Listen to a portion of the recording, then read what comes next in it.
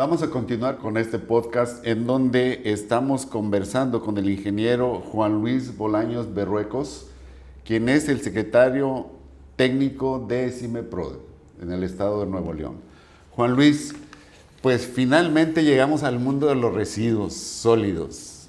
Gran problema en México.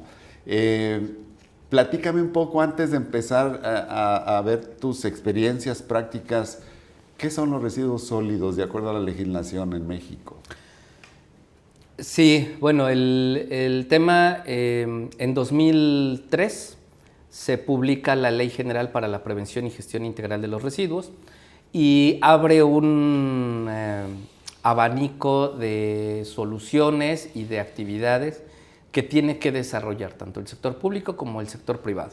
Y en este sentido crea la definición de residuo, porque originalmente existía el reglamento de la Ley General del Equilibrio Ecológico y Protección al Ambiente en materia de residuos peligrosos, pero ya aquí se crea el concepto de residuo, ¿no? Y es este concepto que nos dice que es todo aquello que nosotros desechamos que puede ser susceptible de ser valorizado.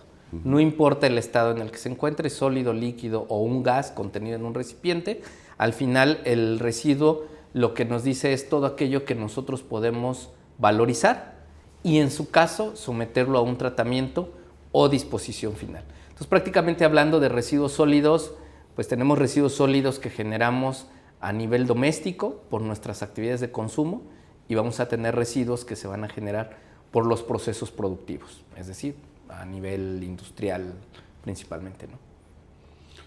Bien, y hablando de los residuos, ¿cómo se clasifican? ¿Cómo los clasifican? Ok, bueno, en este concepto los residuos se van a dividir en tres tipos. Tenemos los residuos sólidos urbanos, que los residuos sólidos urbanos son aquellos que generamos en actividades domésticas, decía hace un momento, por actividades de consumo, principalmente todo lo que nosotros compramos y consumimos y usamos dentro de casa, se va a considerar como un residuo sólido urbano. También se consideran residuos sólidos urbanos los que se generan en actividades de servicios. No, principalmente en comercios y en actividades de servicios. Okay. Servicios puede ser producción de alimentos, pero a lo mejor en un restaurante, ¿no? En un comedor industrial, puede ser en una cafetería, no puede ser en este tipo. Y también los residuos sólidos urbanos los vemos nosotros en lo que es vía pública. Todos los residuos que las autoridades municipales recogen de vía pública están dentro de esta categoría regularmente en el barrido de calles, ¿no? Después está otra categoría que se crea en esta ley, que es los residuos de manejo especial. Los residuos de manejo especial son aquellos residuos generados en procesos productivos, es decir, todo lo que es la industria, ¿no? Todas las actividades industriales, dígase no solo dentro de una fábrica, sino puede ser un proceso productivo como ganadería, agricultura, la industria de la construcción, o sea, va en este sentido. Pero también la definición nos dice aquellos que no estén considerados como peligrosos. Si no tiene una característica de peligrosidad, se convierte en residuo de manejo especial. Y por último, también los residuos de manejo especial nos dice son aquellos generados por grandes generadores de residuos sólidos urbanos. Entonces, estas tres condiciones de los residuos de manejo especial a veces pareciera complejo, pero no es tan así, sino simplemente es ir visualizando dónde lo estamos entendiendo. ¿Qué es un gran generador? Bueno, pues la ley define tres tipos de generador: pequeño, micro y gran generador, ¿no? El microgenerador es de 1 kilo a 400 kilogramos, el pequeño de 400 kilogramos a 10 toneladas anuales y un gran generador de 10 toneladas anuales para arriba, ¿no? Entonces, un gran generador de residuos sólidos urbanos es el que genere arriba de 10 toneladas al año de residuos sólidos urbanos, o lo que es igual a 27 kilos al día de residuos sólidos urbanos. Por ejemplo, un salón social que tiene eventos cada 8 días, ¿no? O el fin de semana, 3 días, ¿no? Esos residuos, si la sumatoria de eso nos da más de 27 kilos al día, ya se convierten en manejo especial y se convierte en un generador de residuos de manejo especial. Y por último tenemos la clasificación de los residuos peligrosos. Los residuos peligrosos son aquellos que tienen características de corrosividad, reactividad, explosividad, toxicidad, inflamabilidad o contienen agentes biológicos. Podemos hablar de las características peligrosas o desmenuzar esas características, pero prácticamente estas características las vamos a encontrar principalmente en residuos generados en el sector industrial. No digo que sean ajenos a casa, porque también en casa vamos a generar residuos peligrosos, desde la acetona que utilizan para despintarse las uñas, ¿no? Hasta una lata de aerosol de un insecticida se puede considerar también como un residuo peligroso, ¿no? Entonces, estas 3 categorías de residuos las vamos a encontrar en la legislación y es la forma en que se dividen los residuos en México para poder gestionarlos correctamente. Y bueno, finalmente llegamos a lo que es tu actividad actual, trabajando para el Estado de Nuevo León en un organismo como CIMEPRODE. ¿Todo esto que me acabas de platicar cabe ahí o hay una parte de los residuos que no caben en la actividad de CIMEPRODE? Bueno, el organismo como tal tiene una, ¿cómo decirlo? En su ley de creación, o sea, se crea el organismo con el objeto de eliminar 7 tiraderos a cielo abierto que habían en la década de los 80, y al momento que se crea el organismo, en su ley de creación le permite atender los 3 tipos de residuos, ¿no? O sea, la ley le da esa posibilidad al organismo de atender esos 3 tipos de residuos, solamente que en el caso de los residuos peligrosos, pues debe dar cumplimiento a la normatividad federal. Actualmente el organismo solamente se enfoca a lo que son residuos sólidos urbanos y residuos de manejo especial. Ese es el principal universo de residuos que actualmente maneja. Sí, dentro de la operación se gestionan residuos peligrosos, pero son los residuos peligrosos que generamos en el proceso, ¿no? El cambiarle aceite a una maquinaria, los trapos, estopas o materiales sólidos que se generen por el cambio del aceite, situaciones que se da del mantenimiento de maquinaria, ¿no? Son residuos peligrosos ahí, pero esos ya son de manera interna, ¿no? Pero entonces, estos que CIMEPRODE no maneja, ¿qué sucede en el Estado de Nuevo León?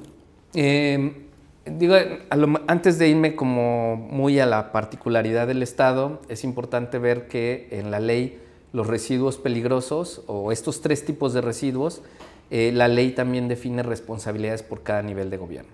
Los residuos sólidos urbanos los atienden los municipios, son responsables de su gestión, de su regulación, de su manejo, su aprovechamiento. Las entidades federativas, los gobiernos estatales, lo van a hacer a través de los residuos de manejo especial. Ellos tienen la responsabilidad de los residuos de manejo especial y el gobierno federal se encarga de la regulación de los residuos peligrosos. Y a cada nivel de gobierno define la forma en que va a gestionarlo con base en lo establecido en la Ley General para la Prevención y Gestión de Residuos.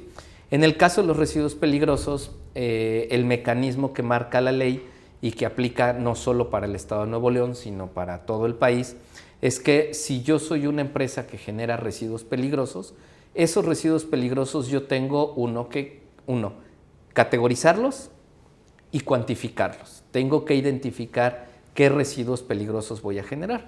Son residuos sólidos, son residuos líquidos. Algo que no mencioné hace ratito en la definición es que aquellos recipientes que contuvieron una sustancia química peligrosa se consideran residuos peligrosos, ¿no? Y si por azares del destino algo se me cayó y se regó, ¿no? Regué anticongelante, aceite, algún químico en el suelo, ese suelo ya se considera un residuo peligroso y tengo que gestionarlo como residuo peligroso. Entonces, en el caso de los residuos peligrosos, primero yo me autocategorizo, tengo que identificar qué genero, cuánto genero. Una vez que ya tengo definida estos residuos que estoy generando como empresa, como organización, ahora tengo que darme de alta como generador de residuos peligrosos ante la Semarnat a nivel federal, y para que yo destine esos residuos tengo que contratar una empresa autorizada que debe tener permiso por el gobierno federal para el manejo de los residuos peligrosos. Entonces, una vez que yo contrato esa empresa lo va a llevar a diferentes destinos. Un destino puede ser un centro de acopio, un centro de acopio de residuos peligrosos almacena volúmenes mucho mayores de diferentes residuos peligrosos. Digo, nada más por poner un ejemplo, y uno de los más comunes son los aceites gastados, aceites no vegetales, aceites sintéticos, derivados de petróleo, que algunos están contaminados con tierra, unos tienen agua, unos están quemados, o sea, hay una diversidad. En un centro de acopio van a almacenar de manera diferenciada estos residuos para de ahí poderlos canalizar. ¿A dónde se pueden canalizar? Algunos se canalizarán a tratamiento. ¿Por qué? Porque algunos, ese tratamiento lo que busca es reducir el grado de peligrosidad del residuo para poder saber si se puede aprovechar o se debe confinar. De ahí, una vez que pasa por el proceso de tratamiento, se puede ir a dos de las principales actividades que ahorita tenemos. Una de ellas es aprovechamiento, que puede ser un proceso de reciclaje, y la otra es un proceso de coprocesamiento. ¿Qué es el coprocesamiento? Es una actividad que va a permitir aprovechar el valor que el residuo pueda proporcionar, ya sea directamente por sus características físico-químicas o por la capacidad calorífica que el residuo pueda generar. Y entonces puede servir como un insumo en otro proceso productivo. Actualmente la principal actividad de coprocesamiento que existe en México y a nivel mundial es utilizar el residuo peligroso como combustible en la industria del cemento. Sustituye el coque de petróleo para que pueda yo tener la capacidad calorífica para la producción del clinker, que hablamos de 1000 a 1200 grados centígrados, entonces el calor que necesitamos pues es alto. Entonces ese es uno de los destinos que se le tiene al residuo peligroso. Pero también existe el proceso de confinamiento, es decir, aquellos residuos que no hay un proceso industrial que permita depurarlo, limpiarlo, recuperar el valor del residuo peligroso o recuperar elementos o materias primas que se puedan volver a reincorporar al mercado, lo tengo que confinar. Aquí en Nuevo León existe, en el municipio de Mina, existe el sitio de disposición final más antiguo del país. Sin temor a equivocarme, fue el primer sitio de confinamiento que cumplió con toda la normatividad para poder enterrar, confinar de manera segura los residuos peligrosos que se generan en el país. Mi lógica es que siendo Nuevo León un estado 100% industrial, el mercado pues era enorme, ¿no? Entonces el tener un sitio de confinamiento aquí, o el primero, pues obviamente nos habla de tener un sitio con estas características, y es a donde se tiene que canalizar. Algo que le cuesta trabajo a la gente entender desde nivel doméstico, incluso industrial, es que debo hacerme responsable por esos residuos. Es decir, debo pagar porque esos residuos se dispongan o se manejen correctamente. Y ahí es donde empiezan. Ahí es donde empiezan. Híjole, yo me he topado mucho con, en el caminar como funcionario público, es que de repente me decían, pues es que el gobierno no hace nada. Es que el gobierno no exige, el gobierno debería multar, el gobierno debería hacer, ¿no? Y resulta que en los caminos de la vida, a esa persona que me lo decía, cuando le aplican la ley, es porque a mí, ¿por qué tengo que hacerlo? ¿Por qué tengo que pagar? ¿Por qué me pides esto? Y entonces entra uno en ese conflicto, ¿no? Pero la verdad es que tiene la ley 22 años, ¿no? 22 años que está. Todavía en esta época, en 2025, hay gente que dice que es un residuo de manejo especial, ¿no? O sea, ¿cómo identifico el residuo peligroso, no? Y lo que más me angustia es que luego todavía lo veo en algunas empresas, ¿no? Entonces, pues ya no debería. Hablamos de 20 años, 22 años que tiene 23 años que tiene la ley. Platicábamos también de la aventura de salir de la universidad como ingeniero ambiental y permear en este sentido, que me decían las empresas, ¿y yo para qué quiero un ingeniero ambiental, no? Pues hoy muchos de estos ingenieros ambientales tienen cabida en la empresa para asesorar a la empresa y decirle, oye, este residuo que estás generando, tienes que manejarlo así y tienes que meterlo en tu presupuesto, claro, ¿no? Porque de repente ¿y tengo que pagar todo eso? Y si lo tiro al drenaje, pues tíralo, pero la multa te va a costar 6, 7 veces más. Tú sabes, más aparte la imagen de tu empresa, ¿no? Entonces, hoy en estos contextos en los que vivimos, pues yo no quiero que mi marca salga con un tache, ¿no? Claro. Claro. por un manejo inadecuado de residuos. Sí, en los certificados SR que ahora usan las empresas, bueno, es algo muy importante, eso de la imagen social de la empresa. Por ahí tuve la oportunidad de trabajar con el certificado de empresa socialmente responsable y de repente mucha gente lo ve como qué acciones yo hago a favor del entorno, hacia la comunidad, o sea, quien no lo conoce de manera directa.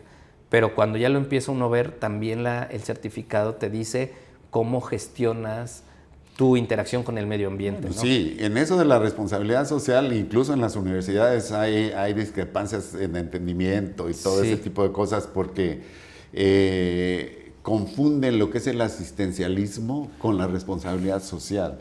Entonces ya me imagino a nivel empresarial y además si no quiero pagar, pues creo que pintando escuelas, bardas de las escuelas voy a cumplir un objetivo. Claro. Y la verdad es que no, si mi compromiso es entregar productos limpios, productos de calidad y mantener mis procesos limpios, esa es tu responsabilidad social como empresa. Sí, yo alguna vez a mis estudiantes les decía, este tema es muy apasionante, pero también tienes que luchar de repente con la frustración de que las cosas no se dan como quisiera uno o a la velocidad que uno quisiera.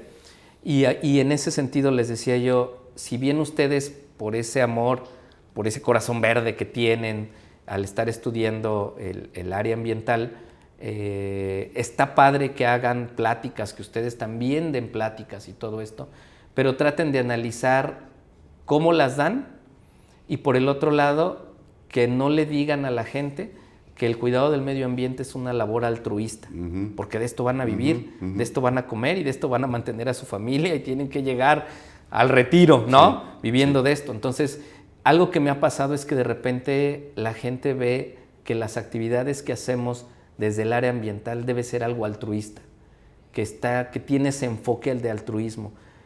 Y en realidad no, porque pues, todos los estudiantes que ahorita están en ciencias ambientales, desarrollo sustentable, ingeniería ambiental, ingeniería en biotecnología, en energías renovables, en todas estas nuevas carreras que están alrededor del contexto socioambiental en el que vivimos, al final le estás invirtiendo tiempo, te estás enfocando, estás trabajando y te implica cierta atención y cierto tiempo que le tienes que dar, más la preparación o lo que tú inviertes, ¿no? Entonces tienen las empresas también que entender que tienes que pagar por esa capacitación que te permite darle las herramientas a tus trabajadores, que te permite que a tus supervisores, a tus directivos entiendan la parte que tiene que tener de cumplimiento la empresa, pues se tiene que pagar. Entonces cuidar mucho. Y es, digamos que mi consejo a los estudiantes es háganlo, pero también díganle a la gente que eso tiene un valor, ¿no? ¿Por qué? Pues porque el día de mañana eso vamos a vivir e incluso hasta se puede convertir en un tema de competencia desleal para el que ya se graduó y que está tratando de sobrevivir de su carrera, ¿no? Y que si no, pues a veces pues tiene uno que buscar alternativas porque considera uno que nuestra carrera no me da para vivir, no me da para comer o no me da para los gastos que yo quisiera tener, ¿no? Entonces sí hay que tener como, desde mi perspectiva, entender que las actividades que hacemos en materia ambiental no es una actividad altruista, ¿no? Se tiene que entender como los costos intrínsecos que se tienen. Es la parte de la estructuración de una conciencia real, ¿no? De lo que sucede en el ambiente. Es correcto. Sí. Juan Luis, CIMEPRODE, ¿qué está pensando CIMEPRODE hacer hoy en día como procesos nuevos? Sabemos que los residuos han existido ahí de diferente manera, pero ¿qué está haciendo CIMEPRODE que pudieras manejarle a nuestra gente como las novedades, las cuestiones que hacia el futuro CIMEPRODE hará en función de llevar ya procesos de economía circular, que hoy en día está tan en boga esa situación en la voz de los políticos? ¿Qué hace CIMEPRODE? Pues ahorita el organismo como tal está pasando por un proceso como evolutivo. Yo lo veo desde esa perspectiva, porque como bien lo mencionas, el tema de economía circular ha ido permeando. Hoy alrededor de todas las actividades que hace el gobierno están los ODS, están estos conceptos de economía circular, está el tema de responsabilidad social, está el tema de cambio climático, que también es un tema que envuelve prácticamente a todas las dependencias de gobierno y organizaciones, instituciones que de alguna manera tienen que atender una problemática ambiental. En este caso, yo visualizo a un CIMEPRODE que está como absorbiendo cada vez más estos conceptos para que se inserten en su ADN. CIMEPRODE ha sido ejemplo en toda su historia de innovación. Fue el primer organismo con esta naturaleza de ser un organismo público descentralizado. Yo como profesionista de este ramo, que no soy de Nuevo León y que conocí a CIMEPRODE, siempre CIMEPRODE ha sido como el top, como el ejemplo, porque es la figura jurídica que deberían de tener todas las entidades federativas. Está comprobado, y más que comprobado, que el 80% de los municipios no tienen la capacidad técnica ni tecnológica, y ya de dinero pues ni hablemos, porque la mayoría no le pone atención a eso, para manejar correctamente sus residuos. Entonces, un organismo de esta naturaleza debe ser fortalecido no solo desde adentro, desde su reglamento interior. Hoy el director Andrés Silva lo que hizo fue actualizar el reglamento interno para poder fortalecer las capacidades del organismo. Eso nos habla de tener una base para poder seguir evolucionando y creciendo, ¿no? Entonces, esta figura jurídica que tiene el organismo le permite ir evolucionando. En su momento, CIMEPRODE, decía yo, tuvo uno de los rellenos sanitarios más grandes del país. Fue de los primeros que tuvo una planta de selección o de recuperación de la fracción inorgánica valorizable, todo aquel residuo que tiene potencial de incorporarse al reciclaje. El organismo como tal, estaba viendo por ahí en la historia que en su momento tuvo una planta de incineración de los biológico-infecciosos hasta que terminaron cerrándola porque ya era más económico que lo hiciera el sector privado que el mismo organismo, ¿no? Pero en ese proceso evolutivo también se dio cuenta que el volumen, como el modelo del organismo era confinar, ¿no? Confinar la mayoría de los residuos, en el caso de los residuos orgánicos, pues le apostaron por la planta de generación de electricidad a partir del biogás que se producía, ¿no? Que son volúmenes de biogás con un porcentaje de metano importante, y con ese empezar a producir electricidad. Entonces, si bien cuando eso se crea no existía este concepto de economía circular, al final ya lo estaba haciendo, ¿no? Ya se estaba creando este proceso. Hoy la planta pues entra en un proceso de stand-by, ¿no? ¿Por qué? Porque hoy hay nuevas reformas federales en el tema de comercialización de energía. Hoy la planta está en un proceso de reingeniería y de evolución para nuevos proyectos que se están visualizando de aprovechamiento del biogás. Pero también CIMEPRODE lo que ha visto es que tiene que abrirse a una diversificación. Y esto es algo que también como profesionistas tenemos que verlo, ¿no? Si lo platicaba yo hace un momento, si a lo mejor el enfoque que la universidad me dio era de tienes que trabajar en la industria para resolver problemas de la industria, si nosotros no conocemos todo lo demás del universo, no podemos diversificarnos para ofrecer soluciones. Hoy el organismo se ha diversificado. Ejemplo de eso es, por ejemplo, ahorita tener un sitio que no es el relleno sanitario para recibir y manejar con este enfoque de economía circular los residuos de construcción. Es un proceso evolutivo importante. Y decías algo bien interesante hace rato, no estamos descubriendo el hilo negro, ¿no? Ciudad de México tiene más de 10 años que cuenta con plantas de separación y reciclaje del escombro, ¿no? El escombro es un problema que está presente en todas las ciudades, ¿no? Está a orilla de los ríos, está en barrancas, terrenos baldíos, o sea, está en todos lados porque no gestionamos correctamente esos residuos. Entonces, hoy esta nueva instalación le permite no recibir el escombro en un sitio de confinamiento de residuos sólidos urbanos, sino recibirlo en una instalación específica, donde se recibe, se almacena de manera diferenciada este residuo entre el escombro que viene muy sucio, el escombro que viene más separado de demolición, que viene más limpio, que no trae otro tipo de residuos, materiales de despalme, materiales de excavación.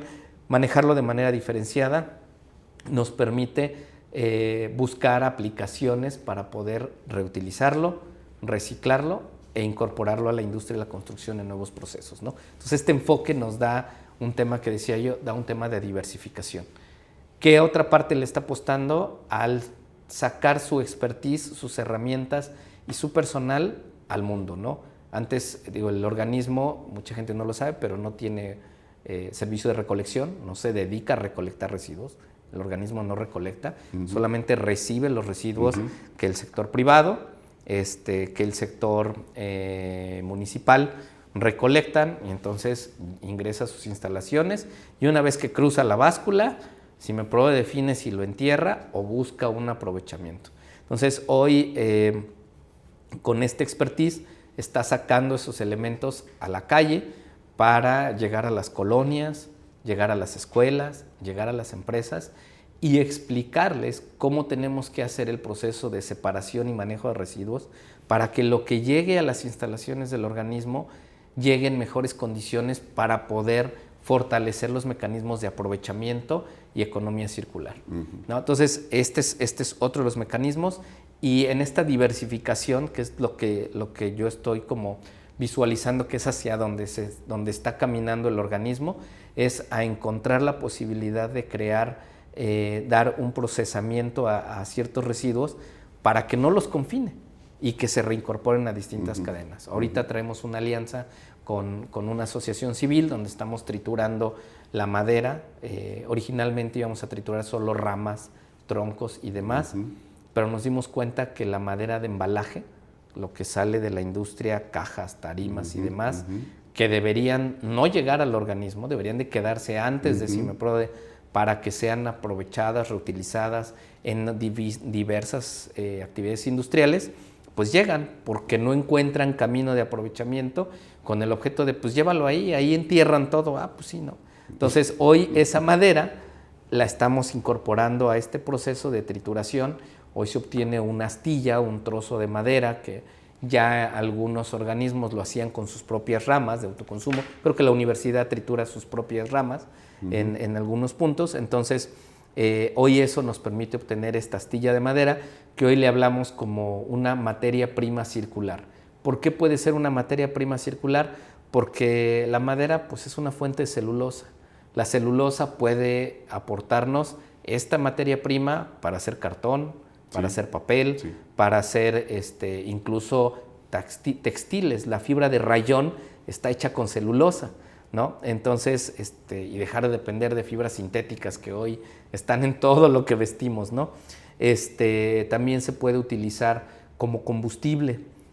Hoy este tipo de residuo, por ejemplo, tiene, decía yo hace rato, tiene un potencial de aprovechamiento a través de la energía que puede proporcionar.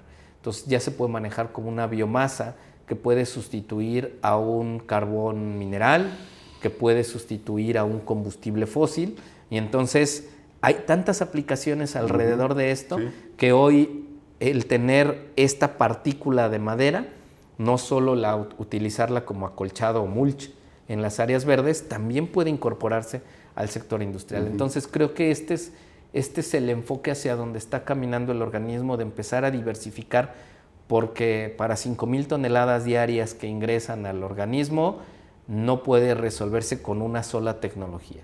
Debe ser una combinación de tecnologías, debe ser una combinación de herramientas y soluciones que permitan incrementar el aprovechamiento y reducir su confinamiento. Muy bien, pues mira, tu plática es rica, sin embargo el tiempo es un recurso que siempre es finito. Entonces, vamos a detener la conversación ahora, sin embargo, pues nos dejas con un montón de opciones de continuar platicando contigo en algún momento.